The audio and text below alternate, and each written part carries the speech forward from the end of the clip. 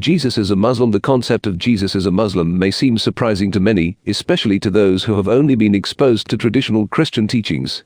However, when we delve into the teachings of Islam and examine the Bible closely, we can find compelling evidence to support the idea that Jesus was indeed a Muslim. In this subchapter, we will explore what it means to be a Muslim according to the Bible, and how this perspective can deepen our understanding of Jesus as the Messiah. To understand Jesus as a Muslim, we must first grasp the core principles of Islam. Being a Muslim means submitting oneself to the will of God and following His commandments with sincerity and devotion. In the Bible, we find numerous verses that emphasize the importance of obedience to God and surrendering to His divine will. For example, in the Gospel of Matthew, Jesus says, "Not everyone who says to me, 'Lord, Lord,' will enter the kingdom of heaven, but only the one who does the will of my Father who is in heaven." Matthew 7:21. Comparative religion allows us to explore the similarities and differences between Islam and Christianity, shedding light on the shared values and beliefs that both traditions hold. While there are theological distinctions between the two faiths, there are also common themes, such as the importance of prayer, charity, and moral conduct. By examining these shared principles, we can gain a deeper appreciation for the teachings of Jesus as a Muslim and how they align with the teachings of Islam.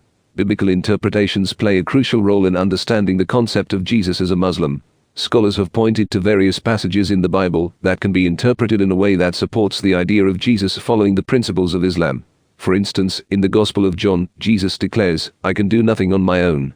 As I hear, I judge, and my judgment is just, because I seek not my own will but the will of Him who sent me." John 5:30. This verse highlights Jesus' submission to the will of God, a central tenet of Islamic faith.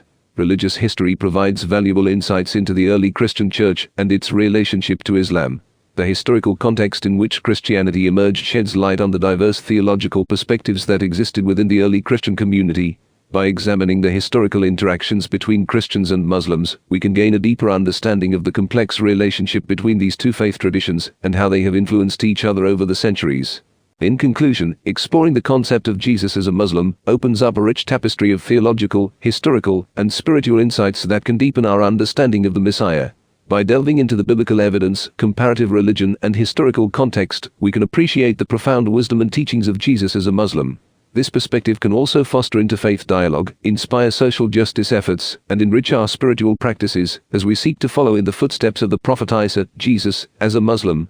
What it means to be a Muslim according to the Bible. What it means to be a Muslim according to the Bible delves into the intriguing concept of Jesus as a Muslim, exploring the biblical evidence that supports this idea.